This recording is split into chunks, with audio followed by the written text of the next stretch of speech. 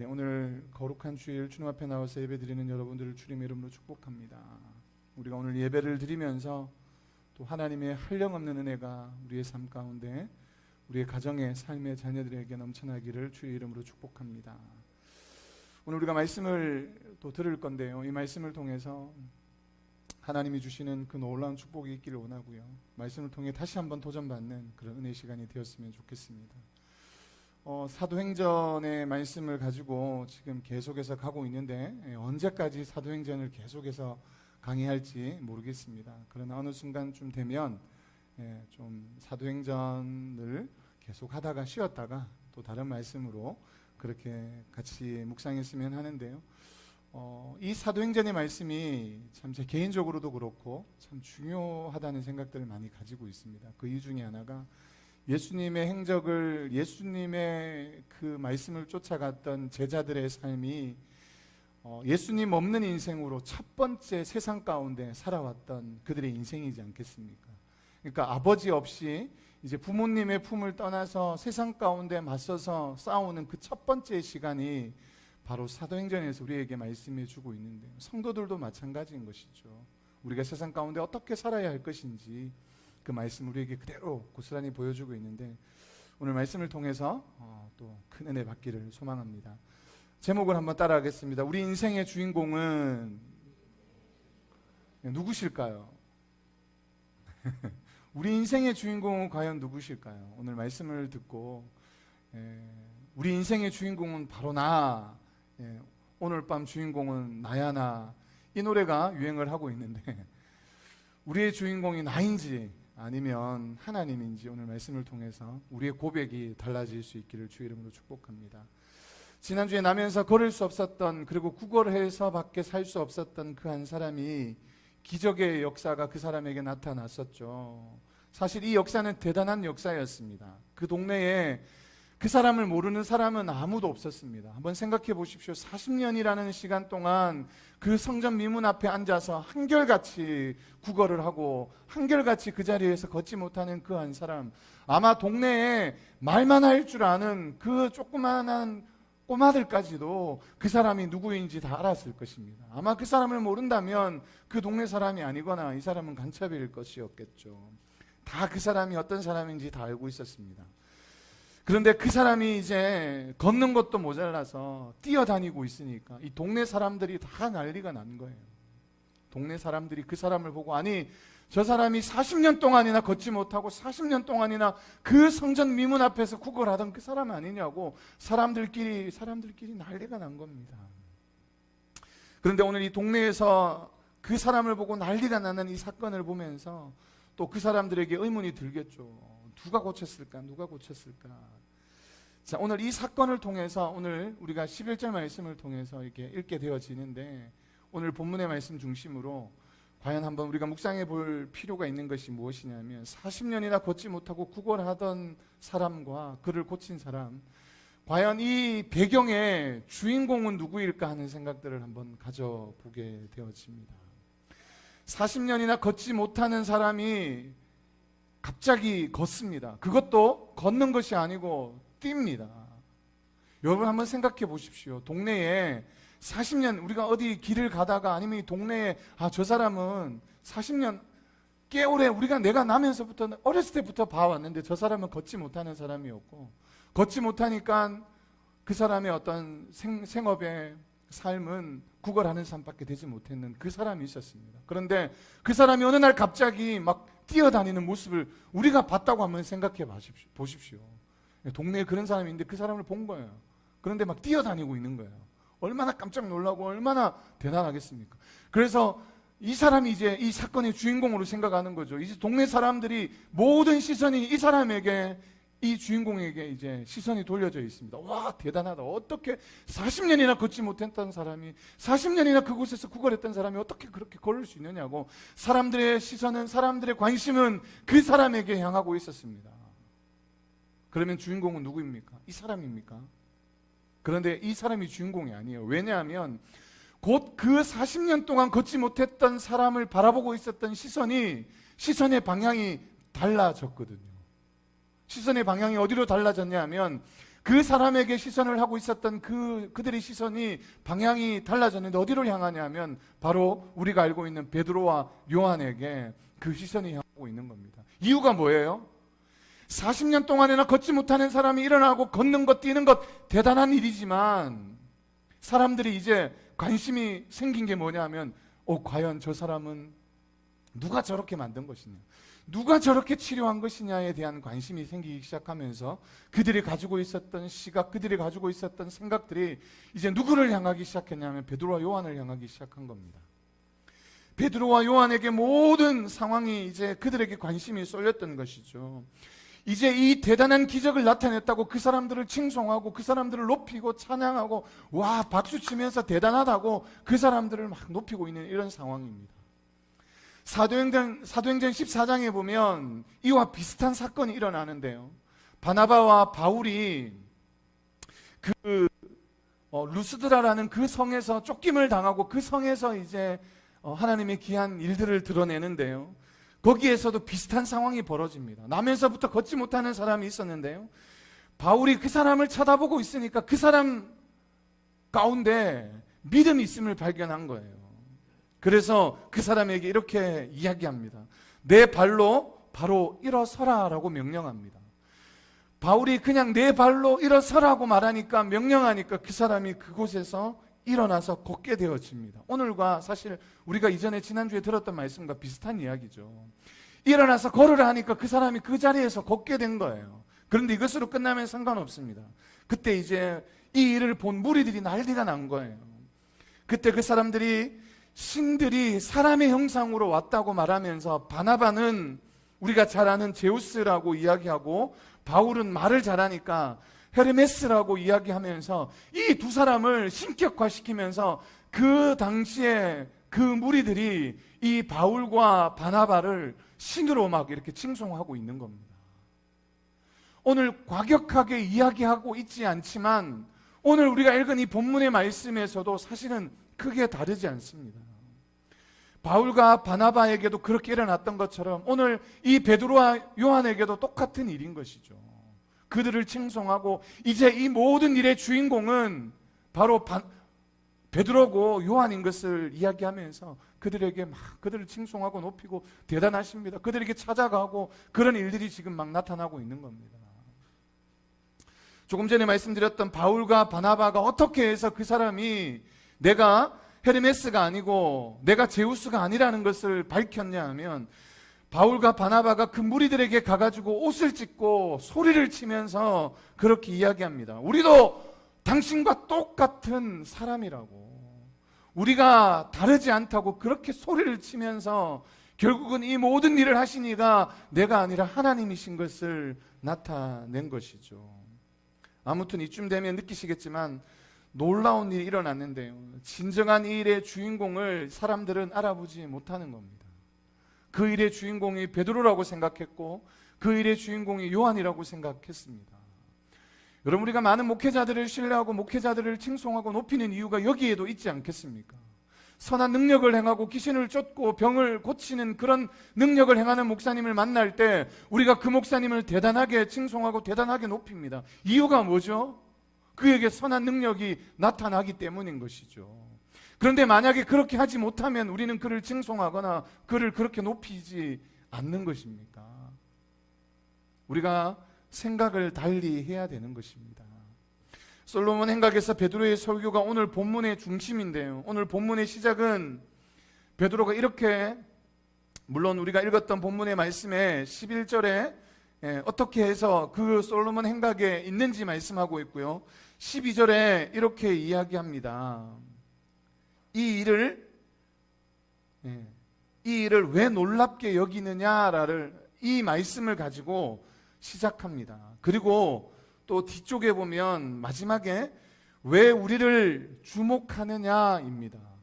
이 베드로가 그 많은 사람들, 이 솔로몬 행각에서 예수님이 그곳에서 복음을 증거했던 그 장소죠. 그 장소에 많은 사람들이, 많은 무리들이 이 베드로와 요한을 막 칭송하고 높이고 있는 그때에 베드로가 했던 첫 번째 설교의 시작이 무엇이냐면 왜 이 일을 놀랍게 여기느냐이고요. 두 번째는 물론 계속해서 설교하고 있지만 이야기하고 있는 겁니다. 왜 우리를 주목하고 있느냐입니다. 우리는 이것을 진짜 진지하게 생각해 봐야 되는 것이죠. 왜 이를 놀랍게 여기느냐, 이 말은 뭐 걷지 못하는 사람이 한 사람이 일어나는 것이 대단한 것 같냐고 말하고 있는 거예요. 이 걷는 것이 대단한 것 같냐고 그러면서 이제 설명하고 있는데, 홍해를 갈랐던 하나님, 요단강을 건너게 했던 하나님, 만나와 메추라기를 먹이셨던 하나님, 이스라엘 백성들을 지금까지 수많은 상황 환경 가운데 인도하셨던 그 하나님께서 일 하나쯤 못하실 분인 줄 아냐고 그렇게 강력하게 이야기하고 있는 겁니다. 무슨 이 대단한 일이라고, 사람이 못 걷는 사람이 일어나는 일이 무슨 대단한 일로 그렇게 여기느냐, 이렇게 말하고 있는 거예요.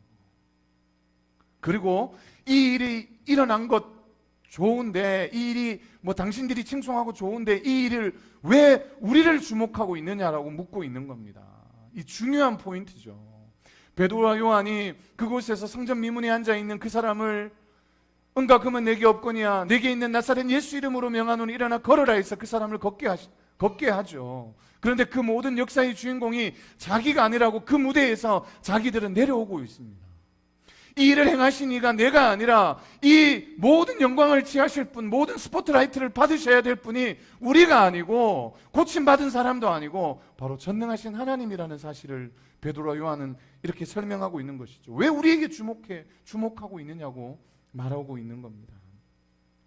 베드로의 말에 의하면 무슨 걷지 못하는 것이 대단한 일이냐, 무슨 그 일을 행하는 것이 대단한 일이냐, 그렇게 말하고 있는 것이죠. 그런데 여기에서 이 베드로는 그 사람들에게 중요한 포인트를 잡고 있는데요. 우리는 이 사도행전을 읽어나가면서 사도행전 3장 그러면, 물론 이제 성경을 조금 읽으신 분들은 다 아시겠지만 사도행전 3장 그러면 이 사건을, 베드로가 행했던 이 은과 금은 내게 없거니와 곧 나사렛 예수 이름으로 일어나 걸으라 해서 이 사람이 일어난 사건, 걸었던 사건, 찬양했던 이 사건이, 이 베드로가 행했던 이 사건이 바로 사도행전 3장의 중심 내용이라고 생각하고 우리는 다 기억하고 있습니다. 그런데 사실은 이것이 중심 내용이 아닌 거예요. 베드로에게 있어서 그 사람을 일으킨 것은 아무것도 아니라는 얘기예요.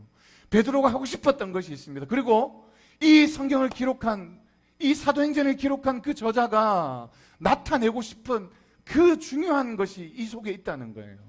그냥 40년 동안이나 걷지 못하는 그 사람이 일어나는 것이 대단한 일이라고 생각하고 거기에 주인공을 소개하고 싶은 것이 아니고, 오늘 이 속에 이 베드로와 요한을 통해서 정말로 나타내고자 했던 것이 무엇인지 우리가 발견해야 합니다. 그것이 무엇이냐면 우리가 오늘 읽었던 본문의 말씀에서 그 하나하나가 다 담겨져 있는데요, 그것은 바로 이 베드로와 요한이 이 일의 증인이라는 사실을 증거하고 있는데요. 이 일의 증인이 뭐예요? 여러분, 그들은 유대인이었기 때문에 유대인들에게 하나님은 어떤 존재였냐 하면 조상의 하나님이라는 사실을 굉장히 자긍심을 가지고 있는, 자부심을 가지고 있는 민족입니다. 그래서 성경의 여러 부분들을 볼 때 이렇게 기록하죠. 아브라함의 하나님, 이삭의 하나님, 야곱의 하나님. 여러분, 이들이 가장 좋아하는, 즐겨하는 그 성경의 구절이 바로 그겁니다. 아브라함의 하나님, 이삭의 하나님, 야곱의 하나님. 그러니까 그 가장 즐겨하고 유대인들의 전통을 가장 중요시하게 생각하는 그 유대인들에게 이야기하고 있는 거예요. 베드로가 뭐라고 말씀하냐 하면 오늘 그 우리가 읽은 본문의 말씀에서 계속해서 이야기하고 있죠. 13절 말씀에 아브라함과 이삭과 야곱의 하나님, 곧 우리 조상의 하나님이 하면서 설명하고 있는데요. 누구를 설명하고 있냐면 바로 예수 그리스도를 증거하고 있는 겁니다. 이 너희가 지금 보고 있는 이 사람이, 안진뱅이가 일어나는 이 사건, 걷지 못하는 사람이 일어나는 이 사건이 너희는 대단한 일이라고 여기지만 사실 이거 별것 아니다. 왜냐하면 하나님께서 어떤 일을 우리에게 행하셨는지 너희가 그 사건을 안다면 이건 아무것도 아니라고 이야기하고 있는 거예요. 그 아무것도 아닌 그 사건이, 이것이 아무것도 아니게 되는 사건이 이유가 뭐냐 하면 바로 예수 그리스도께서 죽은 자 가운데서 살아나셨기 때문이다. 죽은 자 가운데서 살아나셨고 너희들이 그를, 그죠? 모든 결론들이 이제 그를 풀어주는 것으로, 예수 그리스도를 풀어주는 것으로 결론이 났지만, 그럼에도 불구하고 너희들이 그 살인을 저질렀던 죄수와 바꾸어 가지고 결국은 예수님의 십자가에 못 박았고, 그것도 모자라서 그분을 그 십자가에 매달아서 온 몸에 피를 뽑고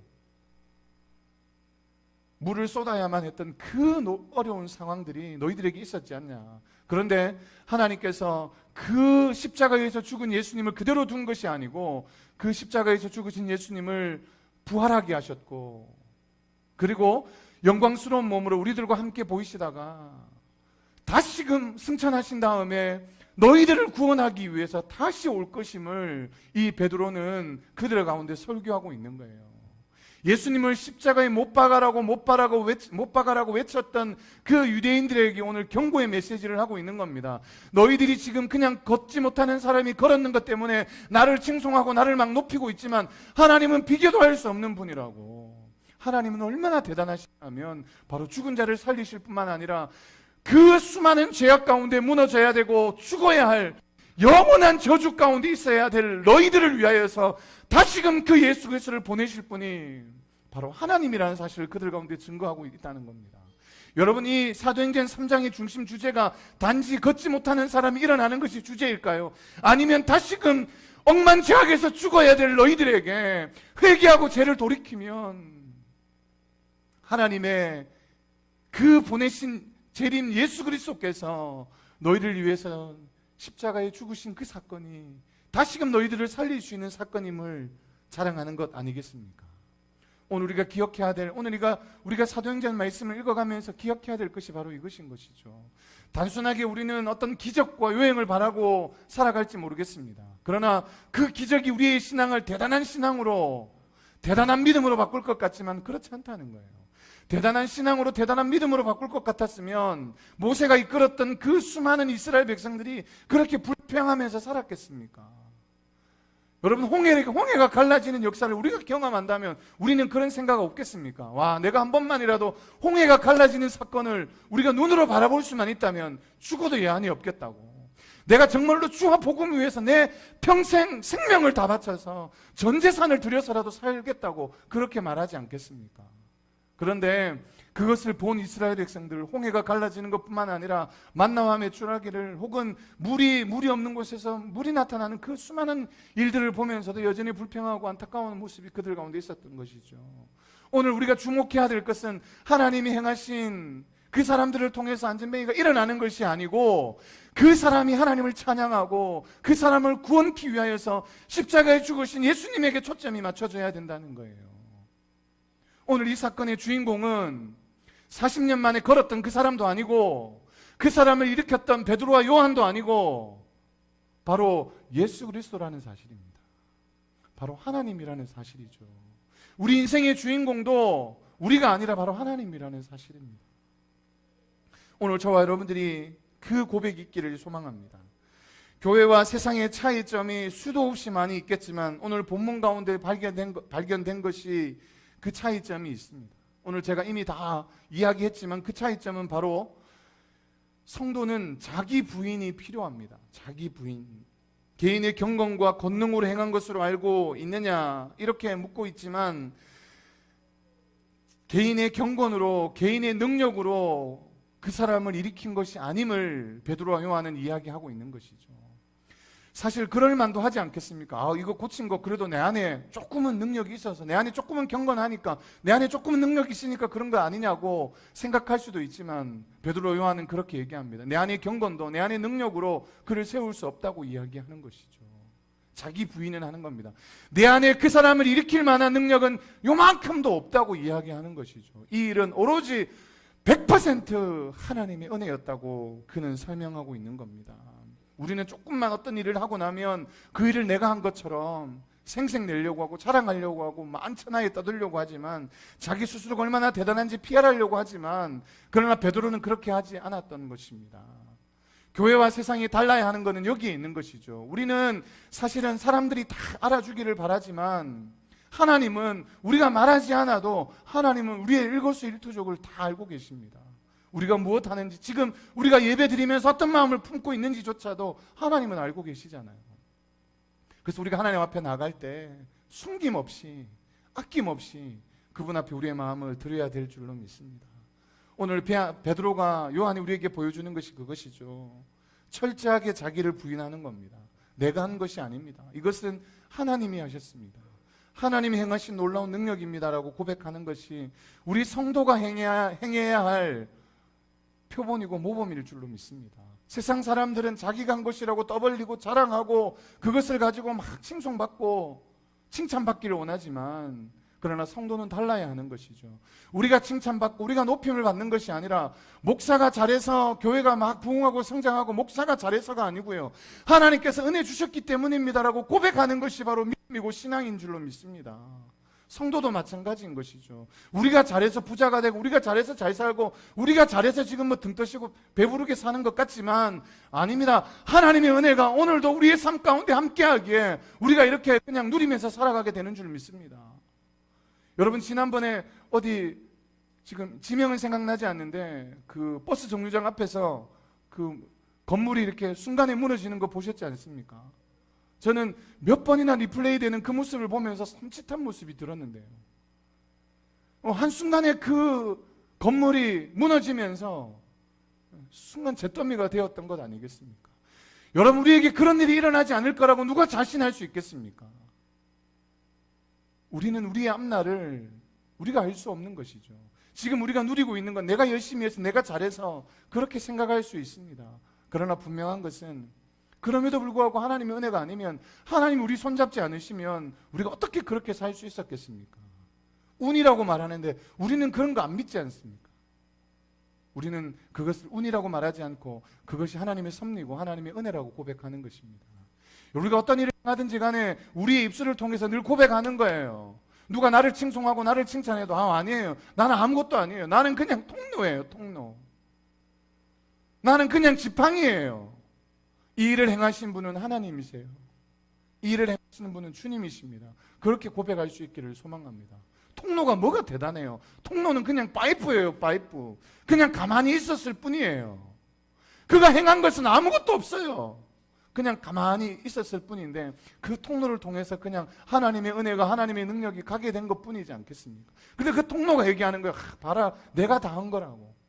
내가 여기 있었으니까 된 것이라고 그렇게 자랑할 건 무엇이 있겠냐는 것이죠. 우리가 어떤 일을 행하든지 간에 주님 앞에 자기 부인하는 삶이 필요합니다. 주님, 이거 가당치도 않습니다. 제가 이거 무슨 제가 능력이 있어서 이렇게 할 수 있었겠습니까? 아닙니다. 하나님이 제게 은혜 주셔서 그렇습니다. 하나님이 오늘도 그 불꽃 같은 동자로 우리를 지키셨기에 된 줄로 믿습니다. 어떤 일들은 목사에게 기도 요청을 해서 기도 응답이 일어났습니다. 물론 목사가 내가 기도하니까 대단한 일이 일어났지. 제가 예전에 여러 번 간증하면서 그런 이야기를 했는데요. 거의 다 죽어가는 분이 살아나고 이런 일들이 귀신이 떠나가고 이런 일이 일어나더라고요. 근데 제가 절대로 교만할 수 없는 이유가 무엇이냐면 제가 아무것도 한 거 없는데 그냥 가서 어떡하지 그냥 기도만 했을 뿐인데 그 안에 능력이 나타나더라고요. 제 안에 무슨 개인의 경건이 있어서, 제 안에 능력이 있어서 나타난 것이 아니고 그냥 우리는 통로일 뿐이고요, 그 안에 하나님이 역사하셨기 때문인 줄로 믿습니다. 우리 인생의 삶의 주인을 주님이라고 고백하는 것은 바로 그것인 것이죠. 이것은 내가 나의 의로, 내가 능력을 많이 행하고 내가 열심히 살았기 때문에 이 정도 할 수 있었다. 여러분, 그렇게 믿으십니까? 그렇게 생각하십니까? 한순간에도 여러분 아무것도 아닌 것처럼 먼지로 될 수 있는 것도 그 상황이지 않겠습니까? 제가 저기 본문에는 없는데 어제 아는 청년이랑, 예전에 가르쳤던 청년이랑 이야기하면서 그 친구가 이렇게 얘기하는 거예요. 26살인데 그 친구가 이렇게 얘기하는 거예요. 가난은 내 때에 끝내야 되겠다. 목사님, 제가 한 30 몇 살쯤 되면 몇 억을 모으고 또 몇 살이 되면 한 30억쯤 모으려고 이제 분산 투자도 하고 뭐도 하고 이제 하려고 이제 준비 중이랍니다. 그래서 가난은 자기 때에 끝낸대요. 그래서 제가 이렇게 얘기했어요. 가난은 너 때에 끝내는 건 좋은데 너 다음 때에 계속해서 부자라는 법이 있냐고. 네가 아무리 자녀에게 수십억의 재산을 물려준다고 해도 그 친구가 그것을 잘 간수하고 보관할 수 있다고 너는 확신할 수 있냐고. 맡겨준 그 수십억을 잘 간직할 수 있는 능력이 그에게 있다고 믿냐고. 제가 그런 이야기를 하니까 어쨌든 모르겠지만 자기는 가난은 자기 때에 끝내겠다고 그런 이야기를 하더라고요. 무슨 이야기를 하고 싶냐면 우리의 앞길, 우리의 앞날, 여러분, 우리가 마음대로 우리가 계획하고 우리가 생각한 대로 살아가는 것 같지만 아닙니다. 하나님의 섭리가, 하나님의 계획이, 하나님의 인도하심이 있었기에 우리가 여기까지 있는 것 아니겠습니까? 내 마음대로 살았다면 지금 우리가 여기에 있을 수 있겠습니까? 내 마음대로 계획한 대로 다 되었다면 아마 여기 있을 사람은 제가 생각할 때 아무도 없습니다. 내가 무슨 죄인이라고 생각하겠습니까? 내가 계획한 대로 승승장구하고 다 잘 되면 무슨 내가 죄인인 줄 알겠습니까? 실패하고 좌절하고 낭망되고 엎드리고 넘어질 때마다 하나님, 내가 죄인입니다. 내가 죄인 중에 괴수입니다. 그 바울이 고백한 그 고백이 내가 넘어질 때마다, 내가 좌절될 때마다, 내가 아파할 때마다, 찢길 때마다 내가 고백하는 것 아니겠습니까? 계속 잘 되는 일만 경험해 보십시오. 하나님, 제가 부족합니다. 제가 약합니다. 이렇게 고백할 수 있겠냐고요. 하나님 보십시오. 제가 하는 일들마다 이렇게 다 잘 됩니다. 여러분, 다윗을 아시잖아요. 다윗이 가는 곳마다 전쟁에서 승리했습니다. 하나님께서 그로 하여금 가는 전쟁마다 승리하게 하셨고 이기게 하셨습니다. 그런데 우리가 잘 알고 있는 것처럼 다윗이 범죄함으로 그의 삶 가운데 어려움을 당하게 되죠. 그의 자녀를 잃게 되고 그 일들 때문에 나중에 북이스라엘과 남유다가 갈라지는 여로보암과 르호보암의 시대를 경험하는 안타까운 일들을 그 밧세바 사건으로 경험하게 되어집니다. 그런데 우리가 알고 있는 이 밧세바 사건 말고 또 한 가지 사건이 있는데요. 그것이 무엇이냐면 인구조사입니다. 인구조사 때문에 7일 동안 7만 명이 죽는 그런 안타까움을 겪는, 어떤 데는 3일이라고 표현하기도 하는데 어쨌든 그 짧은 시간 동안 수만 명이 죽는 안타까운 일들을 경험하게 되죠. 왜 그 인구조사 때문에 그 수많은 사람들이 죽어나가냐 하면 바로 이겁니다. 이제 내가 이만큼 세워놓았으니까, 이만큼 군대를 일으켰으니까 이제는 자기의 의가, 자기의 능력이 이 정도 된다는 것을 과시하고 보여주려고 하고 있는 그때에 하나님이 노하시는 것이죠. 하나님께서 결국은 그에게 징벌을 내리시는 겁니다. 모세도 비슷합니다. 모세도. 우리가 정말로 민족의 지도자라고 말하는 그 모세도 비슷한데요. 모세의 상황을 돌아보면 그렇습니다. 모세가, 여러분, 하나님께서 그 80세 된 노인을 불렀어요. 80세 된 노인을 불렀을 때 내가 입이 삐죽해서 말도 못하는데 하나님 나를 어떻게 쓰시려고 합니까? 그렇게 말할 때 걱정하지 마라, 내가 너와 함께 하겠다고 말씀하시고 그에게 오른팔이 되는 아론을 붙여주는 것 아니겠습니까?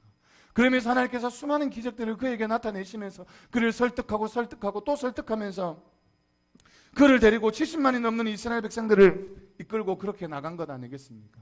그런데 모세에게 어떤 일이 벌어지냐면 무리바 사건 기억하실 텐데요. 그 무리바에서 백성들이 통곡을 하고 막 불평을 하고 난리가 난 거예요. 우리를 여기까지 데리고 와서 물도 못 먹게 하고 이 목말라 죽게 만들려고 우리를 여기까지 데리고 왔냐고 그러고 있는 그 불평 가운데 모세와 아론이 하나님을 대면합니다. 하나님, 지금 백성들이 원망하고 난리 났는데 어떻게 하면 좋겠습니까? 그때 하나님이 말씀하십니다. 무리바 그 반석에게 명하여 물을 내라 하면 물이 나올 것이라고 하나님께서 말씀하시는데요. 모세가 백성들에게 나아가서 이야기하죠. 그들을 책망한 다음에 책망을 하고 난 다음에 그 쥐고 있던 지팡이를 가지고 그 반석을 2번이나 내리칩니다. 그런데 내리치는 그 상황에 거기서 물이 콸콸콸 나오고 하는데요. 이 사건 때문에, 결국은 이 무리바 사건 때문에 모세는 하나님이 약속한 그 가나안 땅에 들어갈 수 없고 결국은 죽음을 맞이하게 되어지는 것이죠. 가나안에 들어가지 못하고 죽는 사건이 바로 이것입니다. 여기에서 주는 교훈이 무엇이냐면 그 얼마나 분하고 얼마나 자기가 그 마음이 괴롭고 그랬겠습니까? 그런데 그 괴롭고 그 아픈 마음이 하나님의 마음에 비교할 수 있겠느냐는 거죠. 그 수많은 이스라엘 백성들이 이끌고 가면서 원망하는 그 원망이 모세를 향한 원망인 것 같지만 하나님을 향하여 불평하고 원망하는 그 원망을 하나님이 다 듣고 계신 거예요.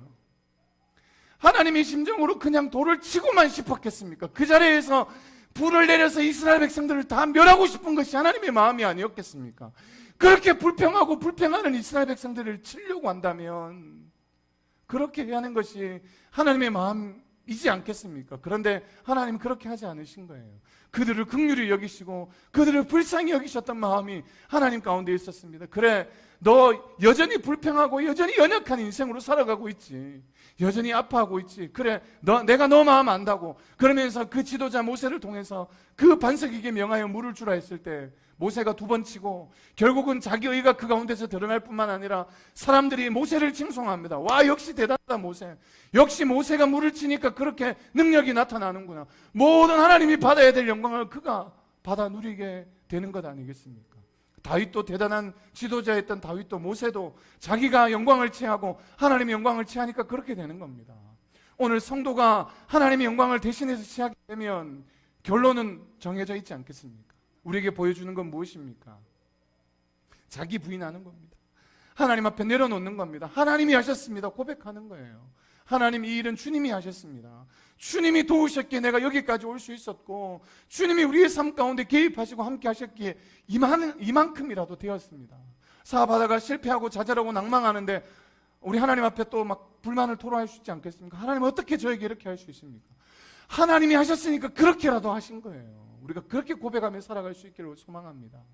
왜 불평하지 않겠어요? 왜 원망하지 않겠어요? 왜 하나님의 영광을 우리가 취하려고 하지 않겠습니까? 그러나 믿음으로, 신앙으로 우리가 이 말씀을 통해서 우리의 신앙을 우리의 삶으로 고백하는 겁니다. 하나님이 하셨습니다. 하나님이 도우셨습니다.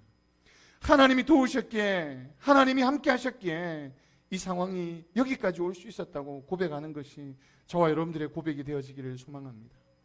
베드로와 요한은 인생의 주인공이 자기가 아니라는 것을 확실하게 알고 그곳에서 발을 뺀 것이죠. 여러분, 우리도 마찬가지입니다. 혹은 우리가 교회 일을 하다가, 우리가 어떤 일들을 하다가 우리가 너무 칭송받고 할 때 여러분, 거기에서 발을 빼십시오. 겸손하게 내려놓고 우리보다 또 다른 사람들을 더 높여주고 칭송해 줄 때 오히려 더 높임을 받는 것이 우리가 될 줄로 믿습니다. 하나님이 하셨습니다. 여러분, 한번 생각해 보십시오. 어떤 아이가, 진짜 제가 예전에도 이런 이야기 했는데, 정말 공부를 잘해가지고 너 어떻게 그렇게 공부를 잘하냐, 누구를 닮아서 그렇게 잘하냐, 저희 부모님을 닮아서 제가 이렇게 공부를 잘합니다. 하나님 저를 이렇게 이렇게 이야기하면 얘가 얼마나 더 예뻐 보이겠어요. 근데 제가 그냥 좀 똑똑하고 제가 태어날 때부터 이렇게 똑똑했어요. 자기 스스로 이렇게 이야기하면 그 부모는, 듣고 있는 부모가 아이고 한 대 때려주고 싶지 않겠습니까? 너 밑에 들어간 돈이 얼마고 너 밑에 들어간 정성이 얼만데라고 말하지 않겠습니까? 우리도 똑같은 거예요. 하나님 보시기에, 하나님, 내가 이렇게 좀 하는 것 같지만 하나님이 하셨어요. 하나님이 도우셨으니까 내가 여기까지 올 수 있었습니다. 주님이 하셨으니까 내 인생이 이렇게라도 살아갈 수 있는 겁니다. 그렇게 고백할 때, 그래, 하나님 바라보시면서 그러지 않겠습니까? 아니다. 네가 그렇게 애를 쓰면서 열심히 그렇게 살아왔지 않냐고. 네가 정말로 수많은 어려움들을 이겨내고 믿음 가운데 살려고 그렇게 발버둥 쳤기에 그렇게 살아온 것 아니냐고. 하나님 우리에게 그렇게 말씀하시지 않겠습니까? 저 여러분들이 우리가 행한 능력, 우리의 삶 가운데 우리가 주인 되지 말고, 우리가 행한 것이라 여기지 말고, 하나님 앞에 모든 공을 돌리고, 하나님 앞에 영광을 돌리고, 하나님께서 하셨습니다, 그렇게 고백할 때에 우리 안에 행하시는 놀라운 기적을 경험하게 될 줄로 믿습니다. 자기를 부인했던 그 베드로와 요한처럼 자신의 욕망을 높이고 싶었던 그 욕망에서 벗어나서 하나님의 이름을 높이고 하나님을 증거하고, 베드로처럼 그 상황 가운데 예수 그리스도를 증거하고 예수 그리스도를 자랑했던 것처럼, 복음을 증거했던 것처럼 우리가 예수 그리스도를 자랑하고 하나님을 칭송하고 하나님을 높일 때에 하나님께서 우리를 통하여서 가장 귀하게 받으실 뿐만 아니라 교회도, 가정도, 우리의 모든 상황도, 환경도 하나님이 열어가실 줄로 믿습니다. 열기 위해서 이렇게 사는 것이 아니고 늘 우리가 하나님 앞에 영광 돌리는 인생으로 하나님이 하셨습니다, 입버릇처럼 주님이 하셨습니다, 그렇게 고백할 때에 정말 주님이 행하시는 놀라운 기적을 아무것도 아니라고, 여러분 베드로와 요한이 고백한 것처럼 이 기적은 아무것도 아니라고 고백할 수 있는 저와 여러분들 되기를 소망하고요. 그 기적이 여러분들의 삶 가운데, 인생 가운데 하나님이 행하시는 놀라운 은혜들이 날마다 나타나기를 소망합니다. 도저히 불가능한 상황, 도저히 일어날 수 없는 상황들이 여러분들 주변에서, 여러분들 상황에서, 환경에서 날마다 일어나기를 소망합니다. 우리에게 능력이 있음이 아니라 그 하나님 앞에 하나님께서 능력을 행하시기 때문에, 그 하나님께 대단한 능력이 있기 때문에 그 하나님 앞에 날마다 감사하고 그 하나님께 영광 돌리며 살아갈 수 있는 저와 여러분들 되기를 주의 이름으로 축복합니다.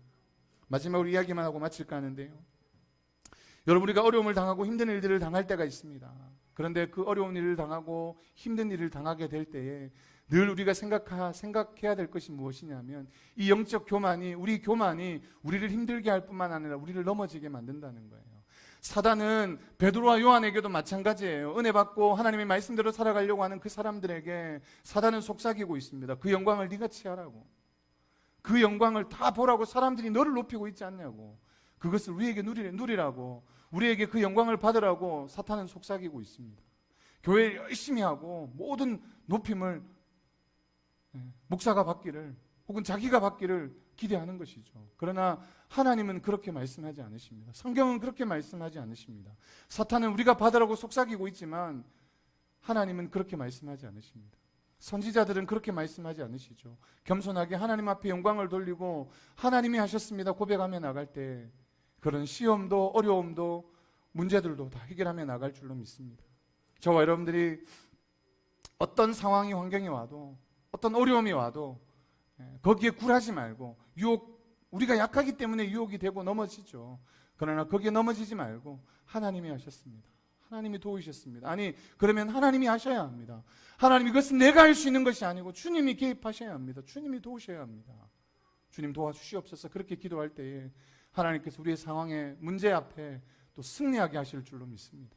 뿐만 아니라 우리의 인생의 기적으로 우리의 인생의 복음으로 능력으로 정말 우리를 위해서 십자가에 죽으신 그 예수 그리스도의 복음의 능력이 우리의 삶 가운데 나타나게 될 줄로 믿습니다.